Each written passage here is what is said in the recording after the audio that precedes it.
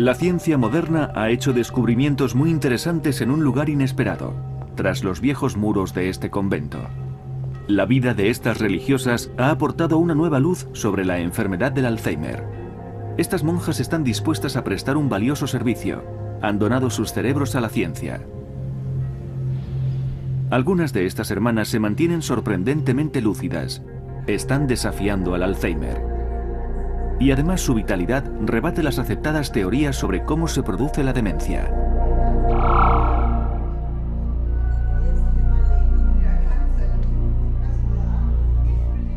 En este documental presentamos a personas que están ayudando a resolver el misterio del Alzheimer con métodos inusuales. En el transcurso de esta batalla contra la enfermedad, se hace patente que a veces el bienestar de los pacientes se ve amenazado.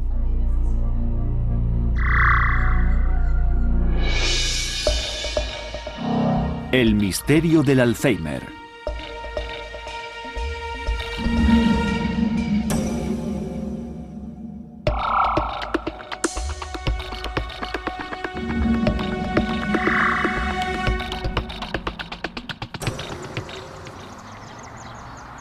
Estamos en Lexington, Kentucky. Fue aquí a principios de los 90 donde comenzó una investigación que se ha hecho famosa. Se la conoce como el estudio de las monjas. Este es el Centro Gerontológico Sanders Brown, dirigido por David Snowdon, profesor de neurología y un reconocido experto en Alzheimer. Estas manoplas fueron confeccionadas por una monja de 104 años, la hermana Macia, una de mis preferidas. Durante casi toda su vida adulta tejía diariamente un par de manoplas para los pobres. Una mañana, cuando estaba en el convento, me dijo, ¿de qué color le gustarían unas manoplas? Y unas horas después encontré una bolsa marrón en mi habitación del convento con esto dentro. David Snowdon hizo algo que ningún otro investigador geriátrico había hecho nunca. Se fue a un convento, concretamente al School Sister of Notre Dame de Minnesota. Snowdon quería investigar la demencia científicamente. Las monjas resultaban perfectas para este estudio debido a su avanzada edad. Una de ellas atrajo la atención de David Snowdon, la hermana Matia Gores, descendiente de alemanes. Era una persona extraordinaria en todos los sentidos. Llegó a vivir hasta los 104 años. Mi relación con ella se forjó a lo largo de 15 años. Estaba llena de energía. La última vez que fui a visitarla, ella ya había cumplido los 104 años. Recuerdo que fui a su habitación y no estaba allí. Pregunté a una de las hermanas y me dijo, ha bajado al cuarto de enfermeras, está organizándolas. Era una mujer estupenda, con mucha vitalidad. Normalmente las personas que llegan a vivir tantos años poseen un cierto nivel de energía que, en parte, es lo que les ayuda a vivir más tiempo.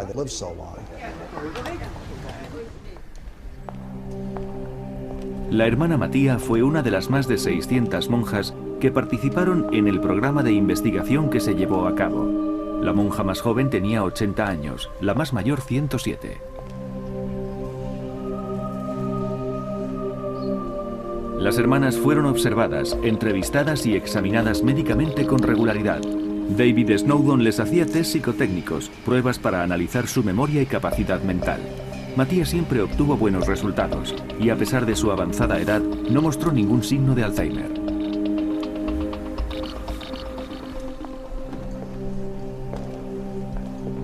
Sin embargo, las investigaciones de Snowdon querían ir un paso más allá. Pidió a las monjas que donaran sus cerebros a la ciencia después de su muerte. La mayoría de ellas aceptaron con la esperanza de que su donación aportara conocimientos más profundos sobre el Alzheimer. Cuando la hermana Matia murió, comenzó el trabajo del patólogo. Ahora los investigadores tienen una oportunidad única. Poseen informes detallados y bien documentados sobre el comportamiento mental de las monjas. Y también tienen la posibilidad de examinar sus cerebros, que revelará su comparación. Otro factor importante en esta investigación es que las monjas vivían en condiciones casi idénticas. El Alzheimer solo se puede diagnosticar de una manera fiable cuando se examinan los finos cortes transversales del cerebro en el microscopio. En seres vivos, incluso la tecnología de rayos X más moderna es incapaz de encontrar cualquier tipo de cambio en el cerebro causado por el Alzheimer. Sin embargo, en el cerebro de un fallecido se podrán ver a simple vista agujeros que demuestran un avanzado estado de Alzheimer. Así que David Snowdon se sorprendió al examinar el cerebro de la hermana Mattia. Todo apuntaba hacia los habituales cambios causados por el Alzheimer, fibras retorcidas conocidas como ovillos. Pero eso no era todo. Eran estructuras redondas, conocidas como placas. Estas placas estaban en todas partes. Se cree que estos depósitos son los verdaderos causantes de la enfermedad, pero Mattia no mostró signos de Alzheimer. Tuvo la mente totalmente lúcida hasta el día de su muerte. Con ella nos llevamos una sorpresa cuando vimos que en su cerebro había una gran cantidad de patología de Alzheimer. Y eso realmente nos sorprendió. No obstante, ella, como otras hermanas, podía tener un cerebro con Alzheimer y no mostrar los síntomas. Y fue este hecho lo que puso en cuestión la teoría ya conocida del Alzheimer. El mismo Alois Alzheimer describió los típicos cambios cerebrales hace 100 años. Los depósitos redondeados, las placas de Alzheimer, eran particularmente evidentes.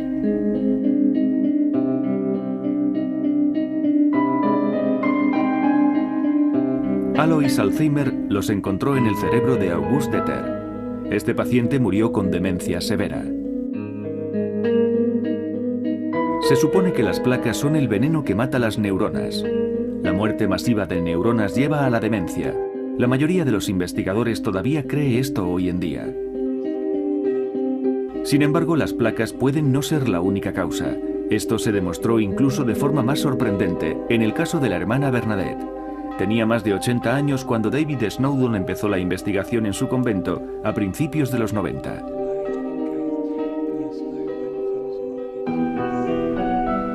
La hermana Bernadette tuvo una gran formación académica. Fue a la universidad y obtuvo un título de posgrado. Fue maestra durante más de 30 años, 7 de los cuales estuvo enseñando en un instituto.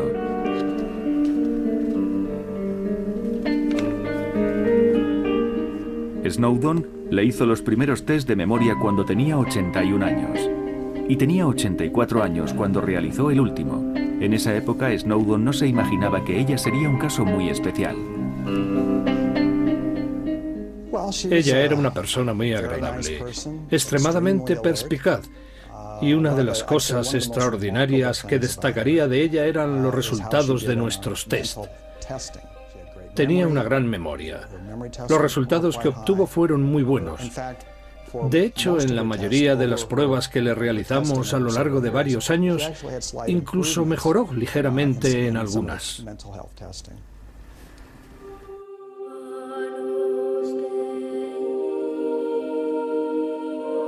La hermana Bernadette murió de un ataque al corazón de manera inesperada a la edad de 85 años.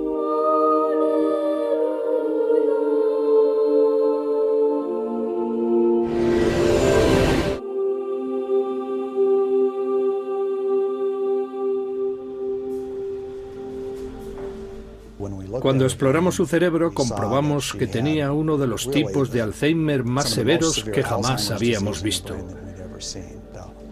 A nivel médico y clínico, su grado de Alzheimer era de los más elevados.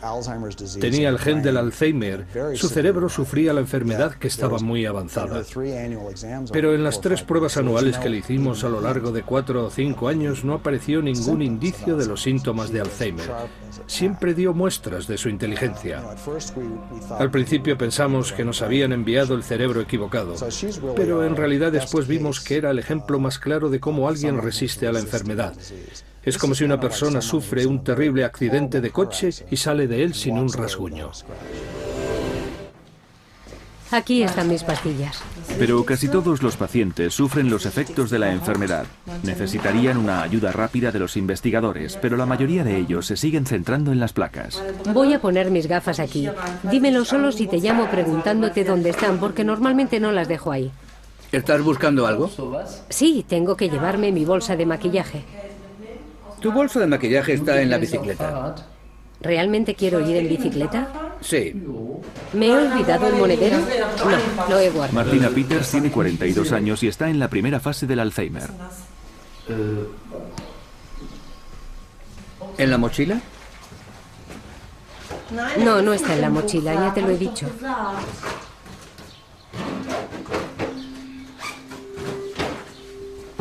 Señor Stefan. Sí, señora Peters. No está en la mochila. Me estoy volviendo loca.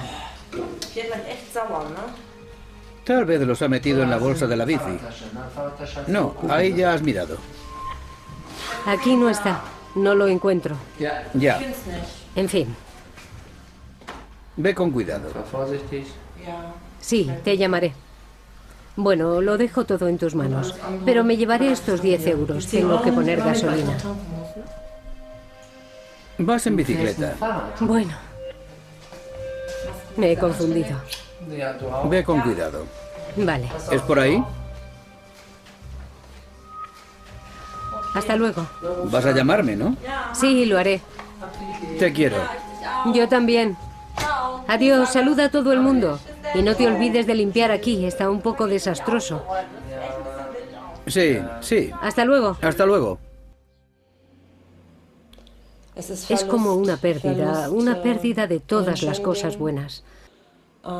Ves lo rápido que todo se convierte en efímero. Sé que solo me queda un cierto tiempo para poder darme cuenta de las cosas y siento dolor. Es una lenta despedida de todo lo que forma parte de mí.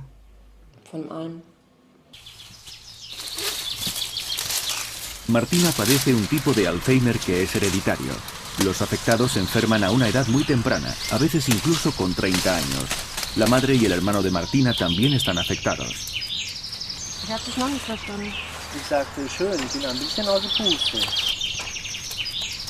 Hasta hace 2 años trabajó como florista, pero luego tuvo que dejar su trabajo.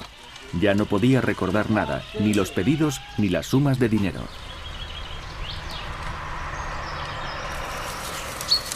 Hacer guirnaldas sigue siendo su pasatiempo. Esta es para su hermano mayor. Y ya acude a un centro de cuidados. El hecho de que su pareja haya enfermado de esclerosis múltiple no supone ninguna diferencia, aunque a veces se muestran un poco irónicos. Todo empezó con pequeños lapsus de memoria, al igual que ocurrió con su hermano. ¿En qué año estamos? ¿2006? ¿2007? Lo empecé a notar hace 6, 5, 4 años.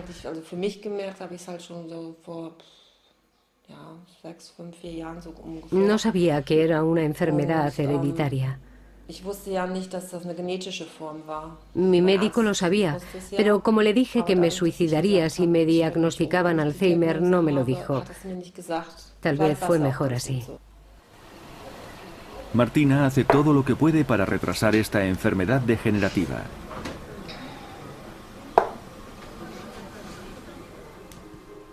Juega al ajedrez una vez por semana y lee mucho. Trata de estar mentalmente activa. Algunos científicos piensan que es muy efectivo. El Alzheimer es una enfermedad que afecta a la memoria. Por eso es bueno que empecemos a desarrollar nuestra memoria desde que nacemos y mantenerla activa a lo largo de nuestra vida. Así tendremos menor riesgo de contraer Alzheimer o quizá de retrasar los efectos en el caso de desarrollar la enfermedad. Entrenamiento mental como prevención. Esta teoría se ha confirmado en muchos casos, algunos de ellos sorprendentes. Un neurólogo inglés lo demostró con un jugador de ajedrez llamado Richard Wetherill en 2004. Un día, Wetherill fue a ver a su médico. Ya no era capaz de pensar con antelación 8 movimientos como hacía antes. Ahora solo conseguía pensar 5. El médico le mandó a hacer unos test de memoria. Wetherill los superó de forma brillante, no mostraba ningún síntoma de demencia.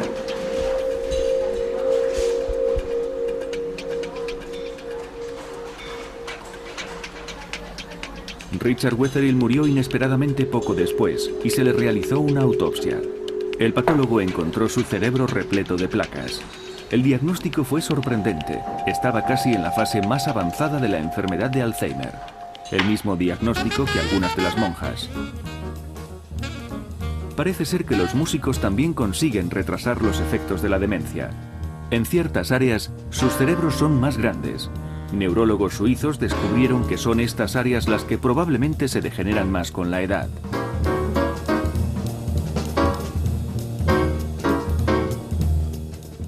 En otro estudio, neurólogos norteamericanos descubrieron que tocar música conseguía frenar la demencia mejor que otras actividades mentales como la lectura. Como ya demostró el estudio en el convento, existen muchos más factores involucrados en el desarrollo del Alzheimer de lo que creían muchos investigadores. Músicos como el saxofonista de 84 años, Charlie Mariano, pueden beneficiarse de haber desafiado a sus cerebros durante décadas.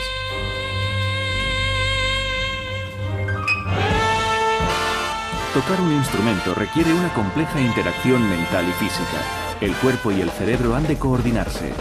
Esto podría crear una especie de reserva en el cerebro, según algunos científicos. Esta reserva puede ser lo que proteja al batería de 83 años, Louis Bellson.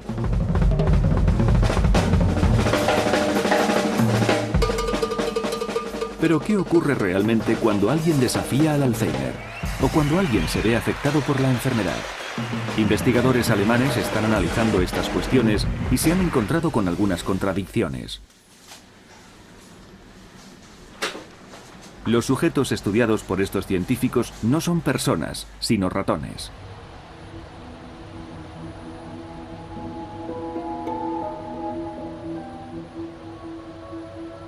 Estos ratones son especiales. Han sido manipulados genéticamente y tienen genes humanos en su genoma. Los genes provenían de pacientes que sufrían una forma hereditaria y particularmente severa de Alzheimer.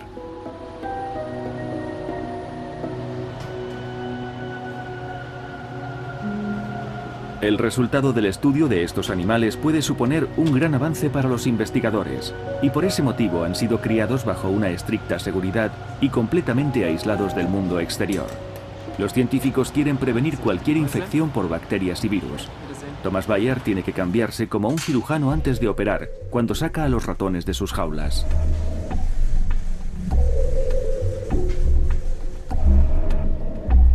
El Alzheimer no se desarrolla de forma natural en los ratones. ¿Son entonces los modelos adecuados para esta enfermedad al transportar genes humanos? ¿Realmente enferman? Las pruebas de conducta dan a los investigadores un conocimiento profundo de estas cuestiones. Primero, un ratón normal y sano siente curiosidad y lo explora todo antes de elegir un lugar donde aposentarse.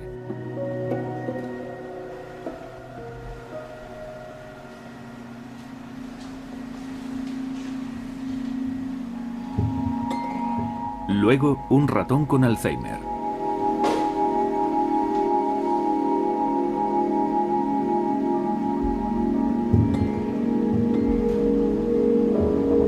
Este ratón tiene miedo y reacciona como los humanos que tienen la enfermedad. No está seguro en el nuevo entorno y rápidamente se retira a una esquina.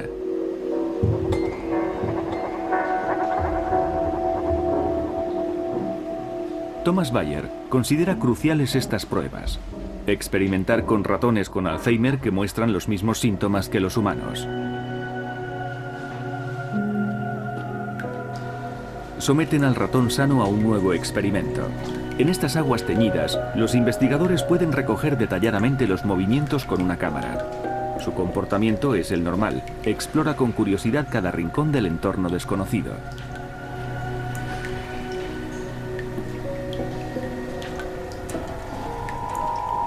Por el contrario, un ratón con Alzheimer gira sin rumbo fijo y sin dar muestras de querer explorar.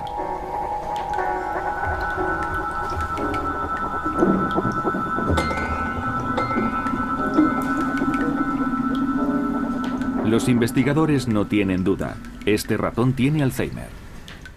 Muchos de los experimentos que hemos realizado son muy significativos y, curiosamente, los resultados son más obvios cuando han perdido un gran número de neuronas.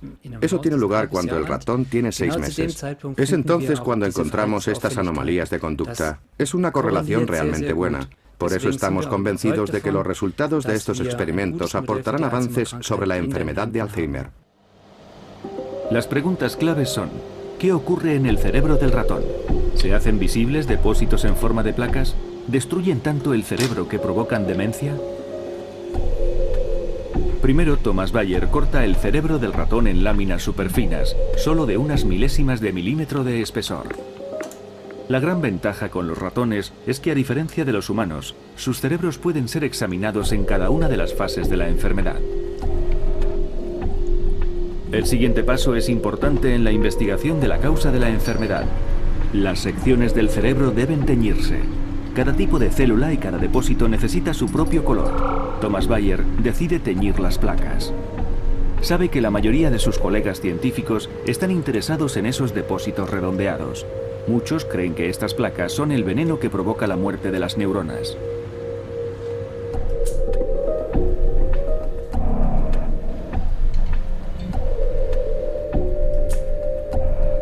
¿Dónde están las placas en el cerebro? ¿Y dónde mueren las neuronas? Bayer también observa algo que contradice las teorías sobre el Alzheimer. Las placas están ahí, pero las neuronas mueren en otra parte.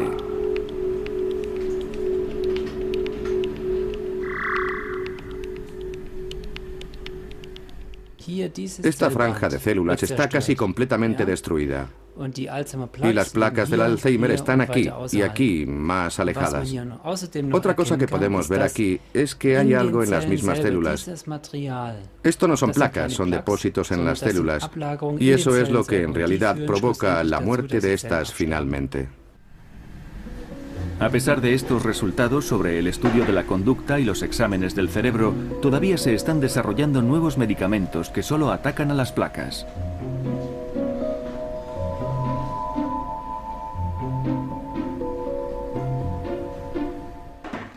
En nuestros experimentos con ratones, las placas son responsables de la pérdida del 10% de las neuronas.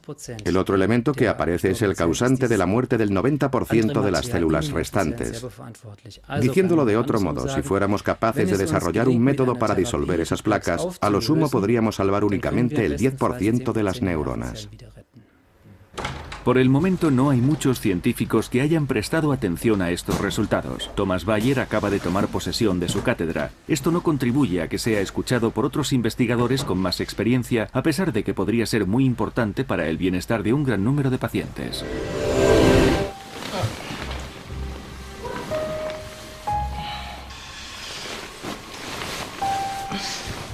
Si no mirara su teléfono móvil cada mañana, Martina Peters no sabría qué día de la semana es.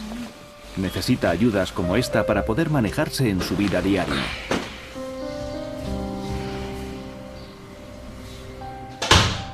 El médico le ha dicho que no tiene cura. No tiene ninguna esperanza de que aparezca algún medicamento milagroso. Es realista. Un enorme reloj que puede mirar constantemente le ayuda a cumplir con las citas y a organizar el día. Tiene que ir comprobando la hora cada pocos minutos. Se le ha recetado una medicación especial para ayudarla en su concentración, pero Martina sabe que estas pastillas solo pueden retrasar, no prevenir el deterioro de su cerebro, algo que percibe día tras día. He hecho cosas como esconder dinero, aunque lo he encontrado un tiempo después. Eso es algo bueno, claro, porque así he tenido 10 o 20 euros más. Pero estas cosas van en aumento, y si no tuviera ciertas personas cercanas a las que puedo llamar y decirles dónde voy a poner las cosas, si pongo esto aquí o allá, estaría perdida.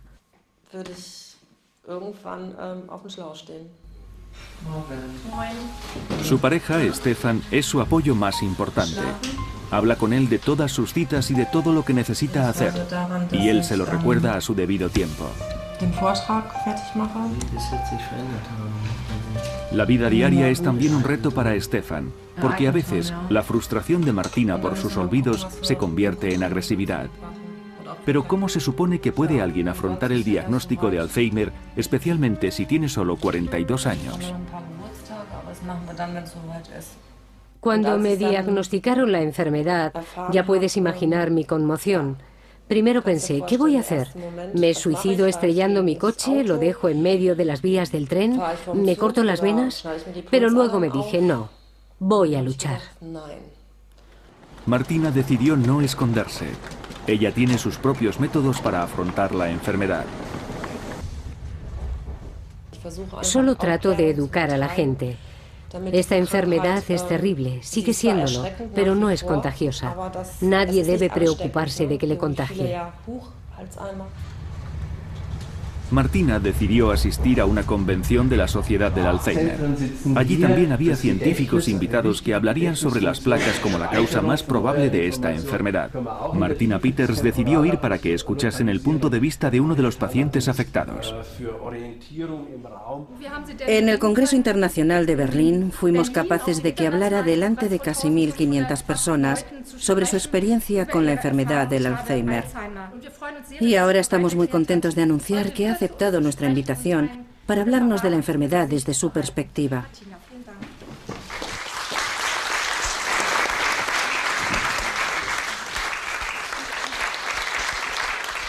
Damas y caballeros, amigos enfermos y familiares, para aquellos que no me conozcan, me llamo Martina Peters.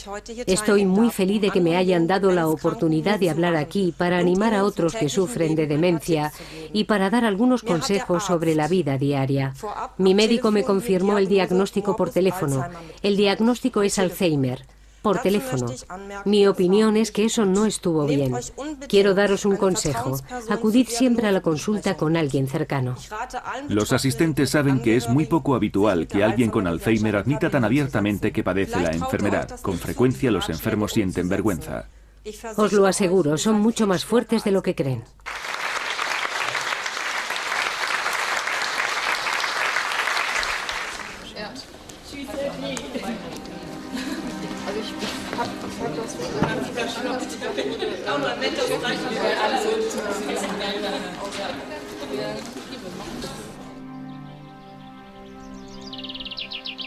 El ejercicio es una terapia para Martina. Afirma que monta en bici para controlar su rabia. Siente rabia contra una enfermedad que la deja desamparada. Ella está muy familiarizada con esta enfermedad. Su madre murió de ella, pero es muy difícil cargar con la experiencia de su propia demencia. Cuando empecé a sentir los síntomas, se me olvidó cómo poner el coche en marcha. Gracias a Dios fue solo una vez. Giré la llave, pero luego pensé, ¿y ahora qué tengo que hacer? Me pasé 3 minutos pensando en ello y de pronto me acordé de nuevo. Es algo que no me había pasado nunca en mi vida. Además, yo había conducido incluso un tractor desde muy joven. Para mí fue un shock. Realmente no puedo expresarlo con palabras. Sientes miedo. En ese momento te entra pánico. No podía dejar de llorar. Pero Martina posee un espíritu luchador. No quiso que su enfermedad le afectase negativamente y buscó trabajo como voluntaria en un centro para mayores. Puede que sea una visión de su propio futuro. Aquí es donde quiero estar cuando no pueda valerme por mí misma, dice.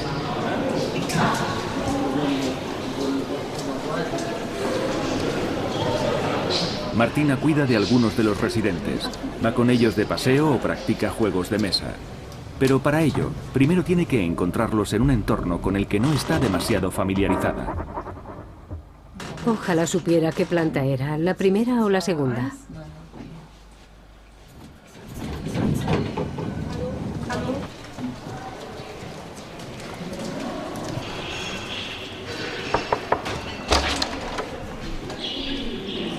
Hola, ¿hay alguien en casa?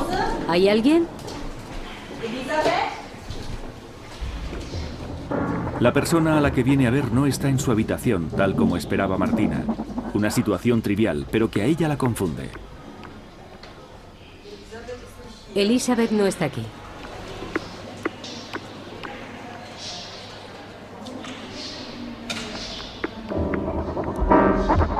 Se siente insegura. Por un momento sus pensamientos giran en círculos.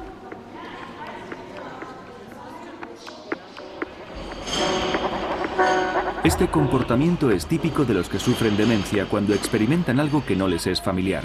Es una consecuencia de los cambios en el cerebro. Cuando se tienen problemas de memoria, el cerebro ya está dañado. Es como una bola de nieve rodando por una pendiente. Es muy difícil de frenarla. Y es muy importante detener este proceso antes de que haya daños.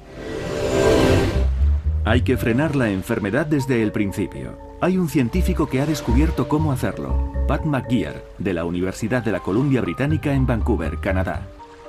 Este afamado neurocientífico ha estado elaborando su propia teoría sobre el desarrollo del Alzheimer.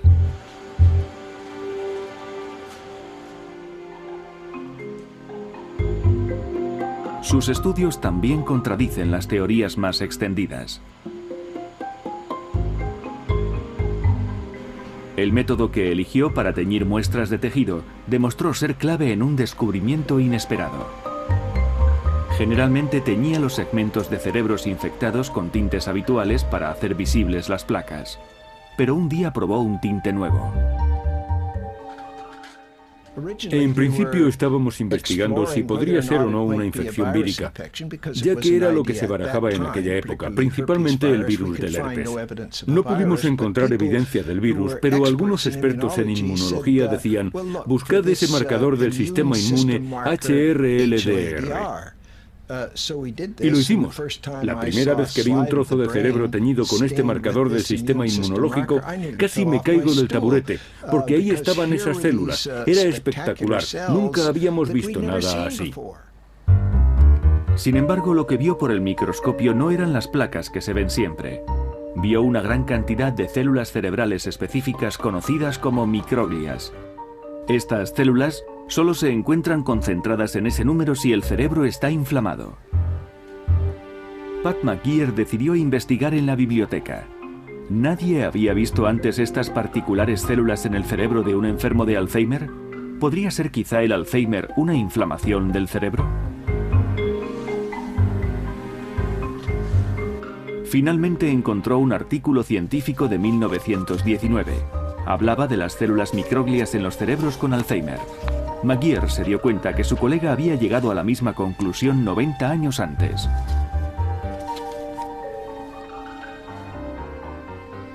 La inflamación en el cerebro como la causa de la demencia, una teoría que había caído en el olvido. McGeer quería ahora demostrar que era cierta.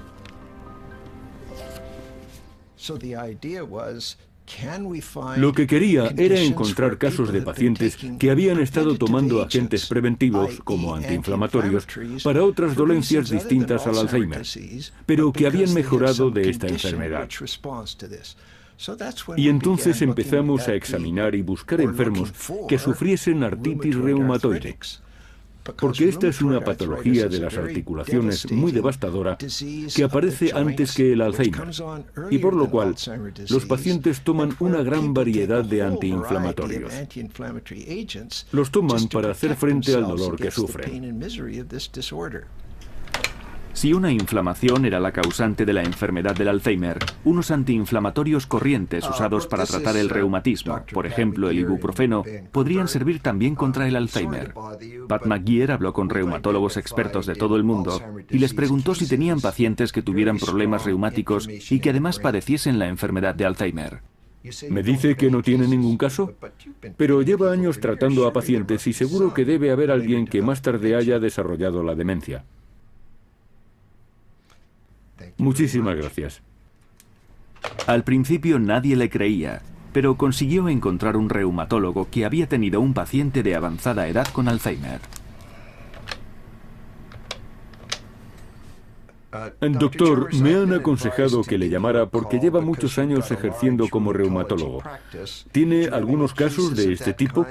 ¿O tiene algún informe sobre ello? Siguió sin obtener resultado, pero también sabía que sus colegas no se tomarían en serio una encuesta telefónica. Necesitaba informes clínicos. Tenía que encontrar a un médico que hablase en sus informes sobre pacientes con enfermedades reumáticas que sufrían otras enfermedades. Finalmente tuvo suerte. ¿Tiene informes? Eso es estupendo. Muchísimas gracias. Me pondré en contacto con usted pronto. En ese momento surgió la posibilidad de examinar a un grupo de pacientes con reuma y con Alzheimer que habían tomado antiinflamatorios y podíamos comprobar cómo habían desarrollado esta enfermedad. Y pudimos comprobar que los antiinflamatorios funcionaban. Puede que no sea muy agradable padecer artritis reumatoide, pero la medicación protegerá tu cerebro. Esta investigación tuvo una gran repercusión entre la comunidad científica.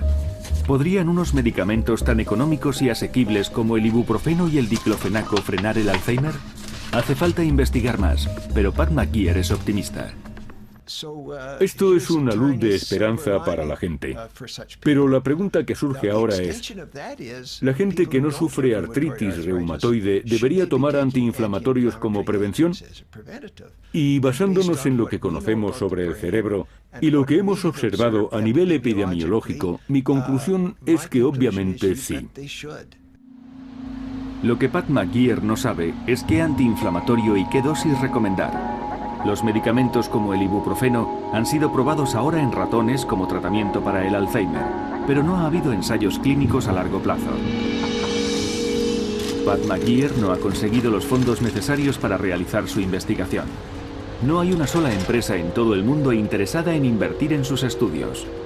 La razón fundamental es que si se utilizan medicamentos ya conocidos, la patente es la misma, y eso disminuye los beneficios de las farmacéuticas de manera muy ostensible. Las primeras pruebas con animales demuestran que los avances podrían ser importantes. Investigadores alemanes de la Universidad de Münster han estado mezclando ibuprofeno con la comida de los ratones. Sus ratones de Alzheimer modificados genéticamente. Esto es una prueba de memoria en la que el ratón debe de encontrar una plataforma en el agua. El ratón sin duda lo hizo mejor después de que le suministraran un antiinflamatorio. Pero la industria farmacéutica prefiere no desarrollar una medicación para el Alzheimer basada en los resultados de este estudio. No les interesa. Mientras tanto, la industria está invirtiendo millones en la clínica universitaria Charité en Berlín. La clínica participa en un proceso de investigación médico que realiza la compañía farmacéutica norteamericana Wyeth.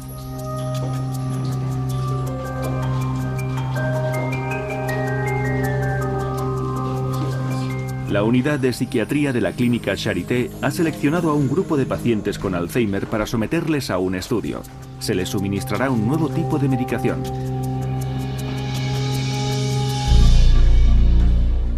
Se trata de una vacuna contra las placas del Alzheimer, esos depósitos que según las teorías convencionales provocan la enfermedad. La vacuna supuestamente provocará en el cuerpo una respuesta inmune a las placas. Posteriormente, el sistema inmune de los pacientes se liberará de las placas en el cerebro. Pero durante este proceso existirán riesgos. No se trata de inmunizar al cuerpo contra un patógeno extraño, sino contra algo producido por él mismo. Si la respuesta inmune es demasiado fuerte, podría ser algo parecido a una reacción alérgica grave.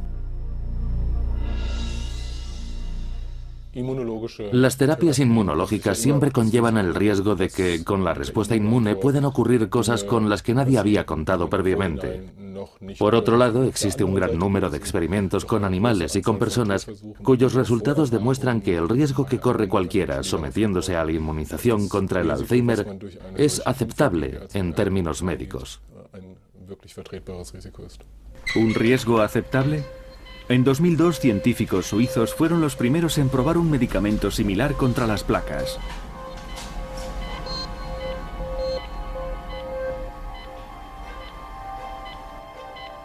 Pero el experimento de inmunización tuvo que ser suspendido. De los 300 pacientes, 15 sufrieron una inflamación del cerebro que puso en riesgo sus vidas. Evidentemente, su respuesta inmune fue muy fuerte. Para 2 de ellos, la ayuda llegó demasiado tarde. La vacuna para el nuevo experimento ha sido modificada y sintetizada de nuevo, pero eso no ha tranquilizado a los críticos. Se entra en un territorio sobre el que no tenemos el suficiente conocimiento para saber cómo conseguir que funcione algo así. Si se pudiera lograr que funcionara, eso sería un avance espectacular. Pero como le ocurría al aprendiz de brujo, si las personas que llevan a cabo esto no respetan las advertencias y no entienden las consecuencias que puede haber, mucha gente puede salir perjudicada. Estamos hablando de administrar un medicamento o una sustancia que puede afectar al cerebro. No es lo mismo que tomarse una pastilla contra las alucinaciones cuando se padece esquizofrenia. Estamos hablando de tomarse una pastilla o ponerse una inyección cuando no se tiene ningún síntoma. Y de hecho, una vacuna o pastilla para que detenga las placas u ovillos es probable que sea mucho más efectiva si se toma durante años, si no décadas, antes de que aparezcan los síntomas del Alzheimer. La esperanza de controlar el Alzheimer no está en el tratamiento. Nos encantaría conseguir uno mejor, pero la esperanza está realmente en prevenir. Hay que hacerlo antes de que se produzca el daño cerebral. Los investigadores del Charité estuvieron de acuerdo en dejar que los pacientes que participaban en este experimento de inmunización dieran su opinión en este documental, pero poco después de empezar a grabar, retiraron su consentimiento. ¿Qué tiene que decir al respecto el jefe de la investigación, Matías Ripe, ante la cámara? ¿Qué tiene que decir sobre el hecho de que el estudio de las monjas y otras investigaciones siembren dudas sobre la teoría de las placas? Y es más, ¿por qué está vacunando contra las placas? El profesor Riepe nos dio sus respuestas, pero posteriormente nos prohibió que las emitiéramos.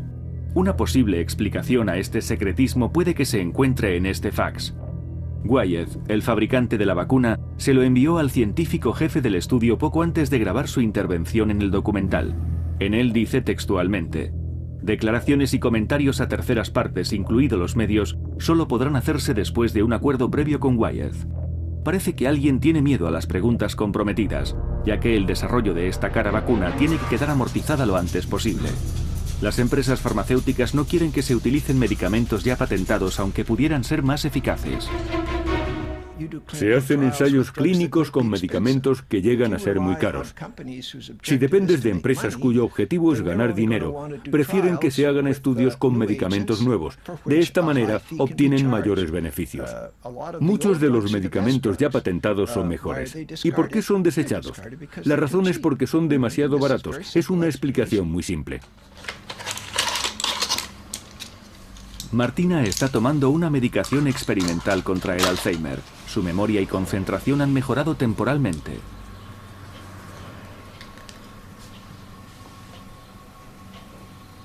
Pero sus pastillas no combaten la inflamación, la cual, según la investigación de Pat McGeer, es una de las causas de la demencia. E incluso si esta inmunización lograra funcionar, para Martina la solución llegaría demasiado tarde.